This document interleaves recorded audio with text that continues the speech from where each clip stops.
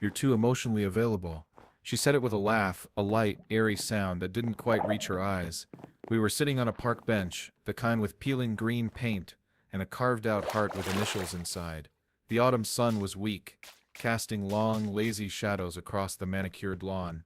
I was holding a half-eaten sandwich, and the crumbs were sticking to my fingers.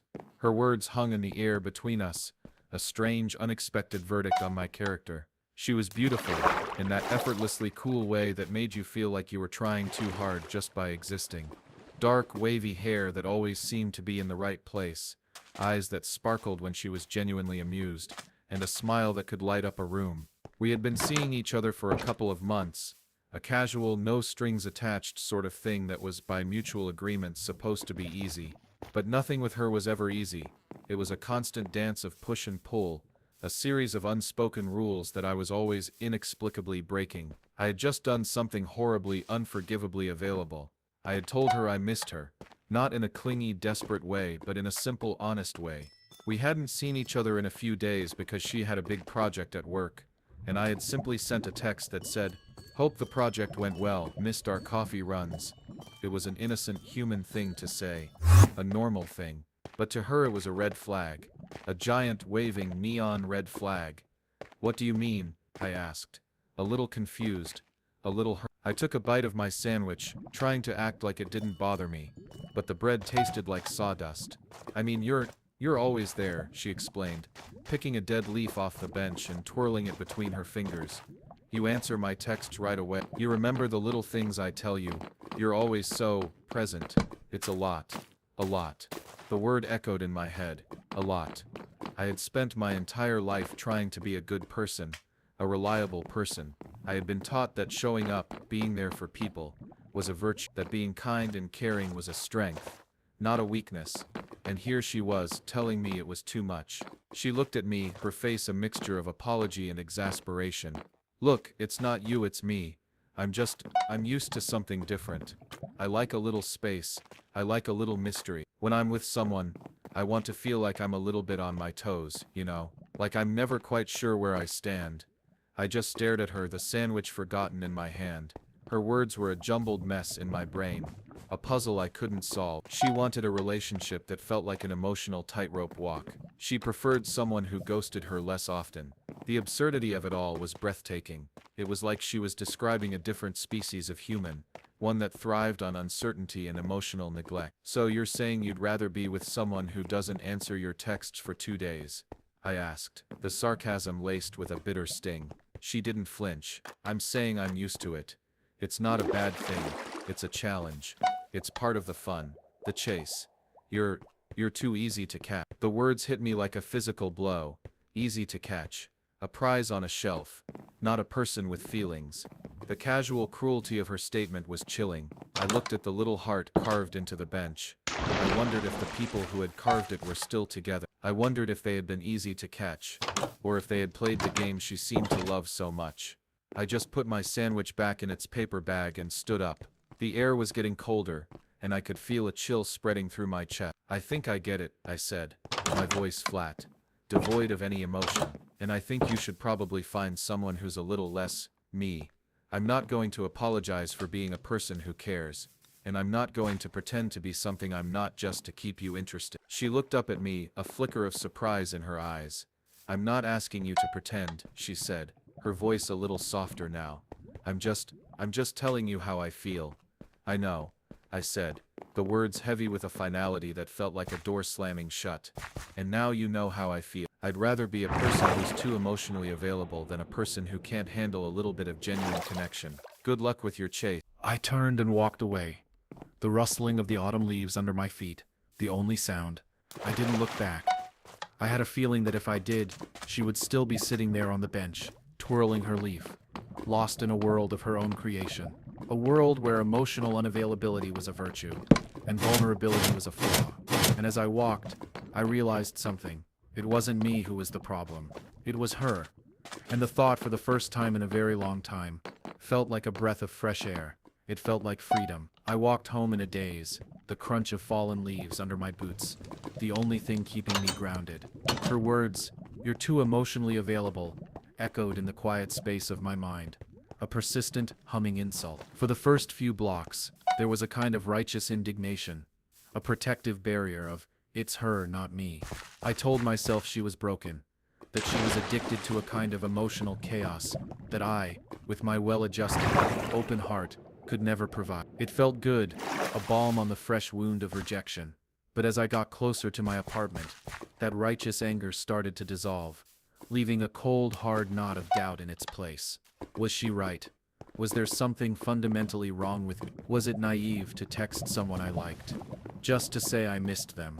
Was it weak to remember the small details, like the way she took her coffee, or the name of her favorite band? I replayed every interaction we'd had, searching for a moment where I had been too much. The time I brought her soup when she was sick, the note I left on her desk when she had a big presentation, the long, rambling phone calls we had where I actually listened to her talk about her day. All the things I thought were signs of a healthy, genuine connection suddenly felt like a confession of a personality flaw. It was an insidious kind of poison, and it was working its way through me, making me question the very core of who I was. I spent the next week in a fog. My phone felt like a foreign object in my hand. I would get a text from a friend and hesitate, wondering if I was replying too fast, if I was coming across as too eager, too available. I started to hold back. I let calls from my mom go to voicemail, pretending I was busy. I stopped asking my coworkers about their weekends. The world, which had once felt like a vibrant, connected place, now felt like a social minefield, where I had to constantly monitor my every move, lest I betray my true nature as a person who actually gave a damn. It was exhausting and lonely, a self-imposed exile from my own humanity. One rainy Saturday morning, I decided enough was enough. I needed to get out of my head. I went to my favorite local coffee shop, the one with the mismatched chairs, and the smell of roasted beans and old books. It was a place that felt safe, a place where people were genuinely just being. I ordered my usual and sat at a small table by the window, watching the city pass by in a blur of gray. That's when I saw her. A woman named Liam, an old acquaintance from college. We weren't close, but we'd always been friendly. She was sitting in a booth, sipping from a mug, and staring intently at her laptop. She was an art history major, always had her nose buried in a book, a quiet and observant type. It felt like a chance to talk to someone, anyone who wasn't inside my own head. I walked over. Liam? Hey, long time no see. She looked up, a slow smile spreading across her face. Chris! Wow, what are you doing here? I shrugged, a weak laugh escaping my lips, trying to convince myself I'm not a social pariah for remembering how to use my phone. She raised an eyebrow. That's a new one. Pull up a chair. I sat down and the words just came tumbling out. I told her about the last few months, about the girl, about the conversation on the park bench, and about the phrase that had been haunting me, "You're too emotionally available." I expected a look of pity or confusion, but Liam just nodded, a knowing look in her eyes. I know the type, she said quietly, stirring her coffee. I dated a guy like that once. He called me too much. Not in the same words, but it was the same sentiment. He said he felt smothered. He said he needed his space, his freedom. It was a constant cycle of him pulling away and me chasing after him, trying to prove I wasn't too much. I remember once he went on a weekend trip and didn't text me for 3 days. I was convinced he died in a car crash or something. When he finally messaged me, he just said, "Had a great time, forgot my phone." I was so relieved I didn't even care that he was being a complete jerk. I was just happy he was alive. She paused, taking a sip of her coffee. That's what they do, you know, people like that. They're not attracted to you because you're a person. They're attracted to the chase, the drama, the high of feeling wanted, but never having to give anything back. They're drawn to people who are genuinely, openly kind, because it's a challenge to them. They're like emotional vampires, feeding off your availability while offering nothing in return. My mind was reeling. It was like she was speaking a language I had always known, but had never heard out loud. She wasn't just talking about a person. She was describing a psychological pattern. So what is it? I asked, leaning forward, suddenly desperate for an answer. Why do they do that? And why do people put up with it? It's about attachment styles, she said, her tone becoming more informative. like a professor giving a lecture. You, Chris, you sound like you have a secure attachment style. You're comfortable with intimacy, with connection, with open communication. You're not afraid to be vulnerable. That's a good thing. A healthy thing. The people they're really looking for are often avoidantly attached. They're uncomfortable with intimacy. They see it as a threat to their independence. They pull away when things get too close, too real. And the people who are drawn to them often have an anxious attachment style.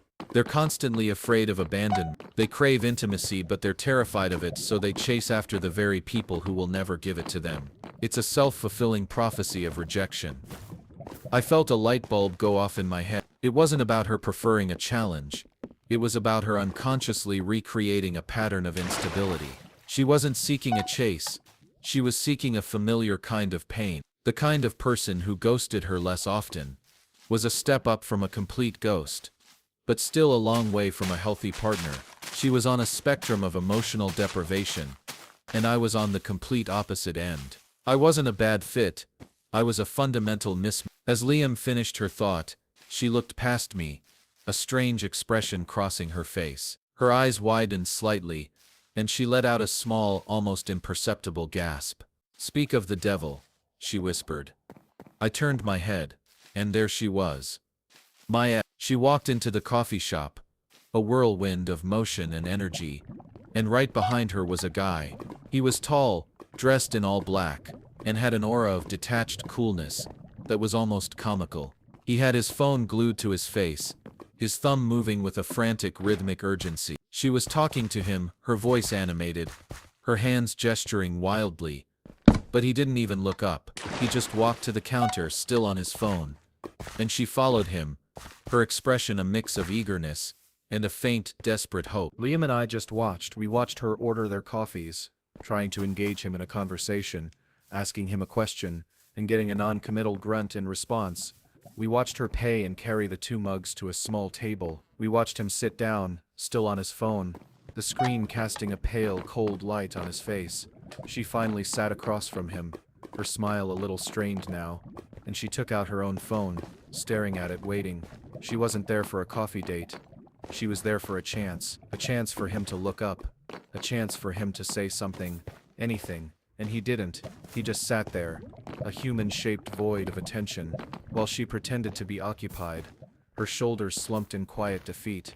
The vindication I felt was a bitter, hollow thing. I had been right. She had found exactly what she was looking for. She had found a person who perfectly embodied her preference for emotional distance. But watching her, I didn't feel any sense of superiority. I just felt a deep, aching sadness for her. Because she wasn't on a fun chase. She was in a cage of her own making, and the bars were made of his beautiful, unforgiving unavailability. "That's him," Liam said, her voice low. "That's the kind of guy she wants. The kind who will never be fully present, never be fully her, and she'll spend every day trying to win a game that can't be won." I looked at my own phone, which was sitting on the table, silent and dark. I hadn't received a single text in the last hour, but for the first time since that day in the park, I didn't feel lonely. I felt a profound sense of relief. I had dodged a bullet. I had been rejected for all the right reasons, and the person who had called me too emotionally available was now getting exactly what she wanted. But she didn't know yet that the butterflies she was getting weren't from love. They were from the anxiety of a person who was always on the verge of being ghosted. And that was a hell I was no longer willing to visit. A year can feel like a lifetime, especially when you're building a new one from the ashes of an old belief. I had taken Liam's words to heart. I started seeing a therapist, not because I was broken, but because I wanted to understand myself better. We talked about my own patterns, my own insecurity. We talked about why her words, "you're too emotionally available," had stung so deeply, and why I had let them define me for even a single moment. I learned that my openness wasn't a weakness, but a strength, a compass that had pointed me away from a path that would have led to a kind of quiet, constant suffering. I was no longer policing my texts, or holding back my genuine self. I was just me. I was present. I was in a relationship with a woman named Maya, a photographer with a laugh that sounded like wind chimes, and an easy, comfortable way of being in the world. Our relationship wasn't a tightrope walk. It was a warm, sunlit path. We didn't play game. When she said she missed me, She meant it, and when I told her I loved her, she looked at me with an openness that mirrored my own. It felt safe, and for the first time in a long time, I realized that true love wasn't about the thrilling anxiety of a chase. It was about the profound peace of a quiet home. I was at our favorite coffee shop, the one where I had last seen her, sitting with Maya. We were talking about our upcoming trip to the coast, her finger tracing a map on her phone. The door chimed, and I looked up. My heart did a quick involuntary stutter. She was standing there, the girl who preferred someone who ghosted her less often, but she was a ghost herself. The vibrant energy was gone, replaced by a defeated slump in her shoulders. Her face was pale, and the sparkle in her eyes had been extinguished, leaving behind a dull, exhausted look.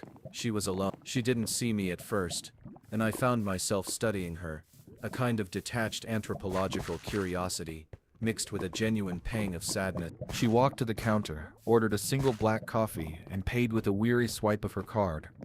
As she turned to leave, her eyes met mine. Her breath hitched, and for a long moment, we just stared at each other, across the crowded room. I could see the flood of recognition, the memory of that day in the park, the shame and the hurt, all swimming in her gaze. Maya looked at me, a question in her eyes, and I gave her a small, reassuring squeeze on the arm. The ex-girlfriend walked toward us, her steps slow and hesitant. She stopped by our table, her hands clasped together, her gaze fixed on the floor. "Chris," she said, her voice barely a whisper. I'm so sorry.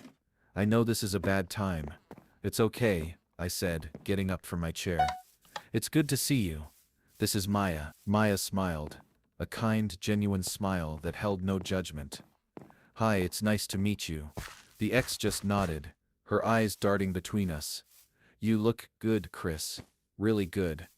"Thanks," I said. "You too." It was a lie, but a necessary one. Can I talk to you for a second?" she asked, her voice cracking. "Alone?" Maya, with an intuition I was still getting used to, stood up. "I'll go get us a refill," she said, giving my hand a gentle squeeze before she walked away. The silence that followed was thick and heavy, filled with all the things we had left unsaid. She finally looked up, her eyes brimming with tears. "I was wrong," she said, the words a raw, painful confession. "About everything. About you. About me. About all of it." I didn't say anything, just waited for her to continue. "He wasn't emotionally unavailable," she said, the words filled with a bitter, hollow understanding. "He was emotionally empty. It wasn't a game. It was a complete lack of a soul. He was a professional manipulator. He had a whole other life. He'd find women like me, women who had a little bit of a self-worth issue, who were looking for a challenge. He would give us just enough attention to keep us hooked, just enough distance to keep us chasing. He'd tell me he was busy, that he had a big project, that he needed to disconnect, and I would wait, and wait, and wait. I was so convinced that if I just kept proving myself, if I just kept waiting long enough, I would be the one to finally crack him open. I thought I was special. I thought I was the one he would finally let in, but he was just waiting for the next person to come along." She took a shaky breath, her hands trembling. "He cleaned out my bank account, Chris. He convinced me to invest in a fake company. He was a professional grifter. The butterflies I felt with him, they weren't excitement. They were a physiological response to a constant state of anxiety. The chase was me running on a hamster wheel, burning myself out for a prize that never existed. I felt my heart ache for her. She wasn't the arrogant, self-assured woman from the park bench anymore. She was a victim, a casualty of her own misguided desires. "I'm so sorry," I said, and I meant it.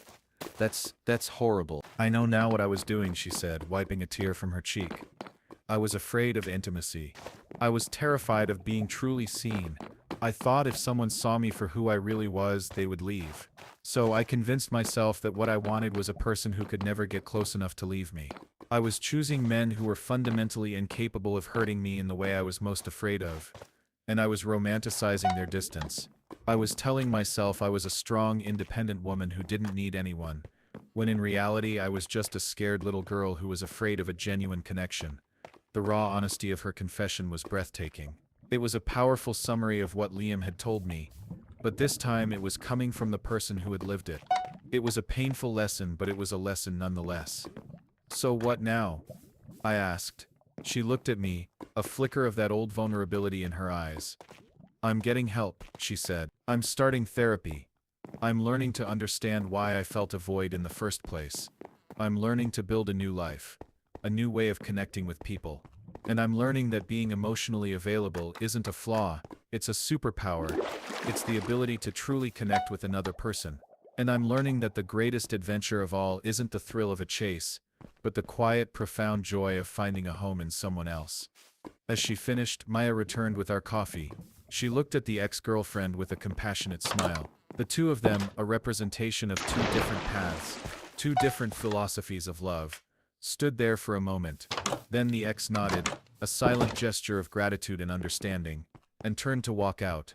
She didn't look back. I watched her go, and for the first time I felt a kind of peace that was so profound, so complete, it was almost overwhelming. The woman who had once said, "You're too emotionally available," had finally learned that the butterflies she was seeking weren't from a grand adventure. They were from a beautiful and terrifying lie. And now she was no longer chasing them. She was learning to fly on her own.